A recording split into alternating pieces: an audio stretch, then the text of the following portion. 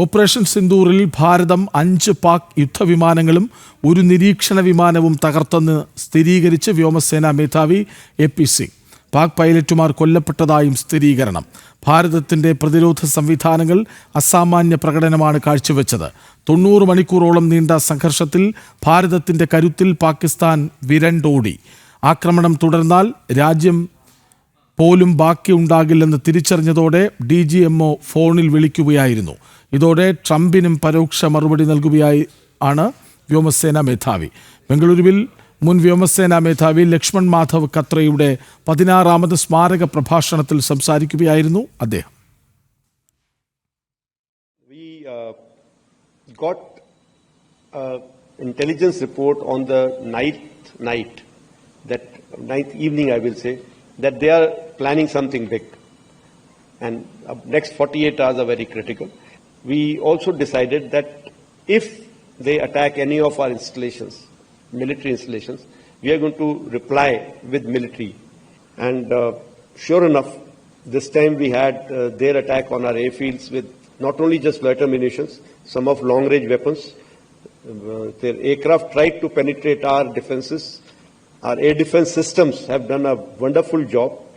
The S-400 system, which we had recently bought, has been a game changer. The range of that system has really kept their aircraft away from their weapons like, those long-range glide bombs that they have. They have not been able to use any one of those because they have not been able to penetrate this system. വിവരങ്ങളുമായി ശ്രീകാന്ത് ഒപ്പം ചേരുന്നു. ശ്രീകാന്ത്, ഒരു സംശയവും ബാക്കി വയ്ക്കാതെ, ഒരു സംശയത്തിനും ഇനി ഇടവയ്ക്കാതെ കൃത്യമായി പറഞ്ഞു വയ്ക്കുന്നു എയർ ചീഫ് മാർഷൽ. പ്രഷാജ്, ഏറ്റവും പ്രധാനപ്പെട്ട കാര്യം, നേരത്തെ പ്രതിപക്ഷ നേതാവ് രാഹുൽ ഗാന്ധി അടക്കം സംശയം ഉന്നയിച്ചതാണ് ഇന്ത്യക്ക് എത്ര വിമാനങ്ങൾ നഷ്ടമായി എന്നുള്ള ചോദ്യം അദ്ദേഹം ഉന്നയിക്കുകയും ചെയ്തിരുന്നു. അത് മാത്രമല്ല, ഡൊണാൾഡ് ട്രംപ് പറഞ്ഞിരുന്നു ഞാൻ ഇടപെട്ടിട്ടാണ് ഈ യുദ്ധം നിർത്തിയത് എന്നുള്ളത്. ഇത് ഈ രണ്ടു പേർക്കുമുള്ള പരോക്ഷ മറുപടിയാണ് നമ്മുടെ വ്യോമസേനാ മേധാവി എ.പി. സിംഗ് ഇപ്പോൾ നൽകിയിരിക്കുന്നത്. അദ്ദേഹം പറയുന്നത് ഇന്ത്യക്ക് തിരിച്ചടികൾ ഉണ്ടായിട്ടില്ല, നേരെ മറിച്ച് പാകിസ്ഥാന്റെ 5 യുദ്ധവിമാനങ്ങൾ തങ്ങൾ തകർത്തു എന്ന് അദ്ദേഹം പറയുന്നു. ഒരു നിരീക്ഷണ വിമാനം തങ്ങൾ തകർത്തിട്ടുണ്ട് എന്നും ഇന്ത്യൻ വ്യോമസേനാ മേധാവി വ്യക്തമാക്കുന്നുണ്ട്. S-400 ഇന്ത്യയുടെ സുദർശന ചക്രം ഉപയോഗിച്ചാണ് പാകിസ്ഥാന് മാരക പ്രഹരമേൽപ്പിച്ചത് എന്നും അദ്ദേഹം വ്യക്തമാക്കിയിട്ടുണ്ട്. അതായത് ഇന്ത്യ അവിടെ നടത്തിയത്, പാകിസ്ഥാനിൽ നടത്തിയതും ഇവിടേക്ക് നടത്തിയ ആക്രമണത്തെ ചെറുത്തതും ഇന്ത്യക്ക് നൽകാൻ കഴിയുന്നതിന്റെ ഏറ്റവും പരമാവധി പ്രഹരശേഷിയിലാണ് നൽകിയത് എന്ന് അദ്ദേഹം വ്യക്തമാക്കുന്നു. മാത്രമല്ല, പാകിസ്ഥാന് ഈ തിരിച്ചടിയിൽ ചില കാര്യങ്ങൾ മനസ്സിലായെന്നും ഇനിയും ആക്രമണം തുടർന്നാൽ കനത്ത തിരിച്ചടി നേരിടേണ്ടി വരും എന്നുള്ള കാര്യവും അവർക്ക് ബോധ്യപ്പെട്ടു. അതിന്റെ അടിസ്ഥാനത്തിലാണ് അവരുമായി അവർ ഇങ്ങോട്ട് വിളിച്ചു, DGMOയെ വിളിച്ചു, ചർച്ച ചെയ്തു.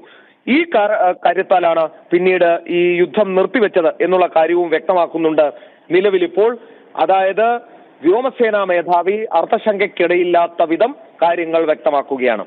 ശ്രീകാന്ത്, നമ്മുടെ പ്രതിരോധ സംവിധാനങ്ങളെക്കുറിച്ച്, അതിന്റെ കരുത്തിനെ കുറിച്ച് കൂടി അദ്ദേഹം പറയുന്നുണ്ടല്ലോ. തീർച്ചയായും ഇന്ത്യയുടെ തദ്ദേശീയ ആയുധങ്ങൾ, തദ്ദേശീയ നിർമ്മിതികളാണ് നിലവിൽ ഇന്ത്യക്ക് കരുത്ത് പകർന്നത് എന്നുള്ളതാണ് അദ്ദേഹം വ്യക്തമാക്കുന്നത്. മാത്രമല്ല, S-400 പോലെയുള്ള, ആകാശ് പോലെയുള്ള സംവിധാനങ്ങൾ ഈ യുദ്ധത്തിൽ എത്രത്തോളം നിർണായകമായി എന്നുള്ള കാര്യവും അദ്ദേഹം ചൂണ്ടിക്കാണിക്കുന്നുണ്ട്. ഇന്ത്യയുടെ പ്രത്യാക്രമണത്തിൽ പാകിസ്ഥാന്റെ പൈലറ്റുമാരടക്കം കൊല്ലപ്പെട്ടു എന്നുള്ള കാര്യം കൂടി അദ്ദേഹം സ്ഥിരീകരിക്കുന്നുണ്ട്. അതായത് സമ്പൂർണ്ണ വിജയം ഓപ്പറേഷൻ സിന്ദൂറിൽ കിട്ടി എന്നാണ് അദ്ദേഹം പറയുന്നത്. ബലാക്കോട്ടിൽ തങ്ങളുടെ ക്രെഡിബിലിറ്റി ചോദ്യം ചെയ്തു, പക്ഷേ ഇത്തവണ തെളിവുകളുമായാണ് തങ്ങൾ വന്നിരിക്കുന്നത് എന്നും അദ്ദേഹം ചൂണ്ടിക്കാട്ടി. ഈ രാജ്യത്തെ പൗരന്മാരോട് ഞങ്ങൾ ഇത് ചെയ്തു എന്ന് ബോധ്യപ്പെടുത്തേണ്ടി വരുന്നത് നിരാശാജനകമാണ് എന്നുകൂടി പറയാൻ അദ്ദേഹം മറന്നില്ല.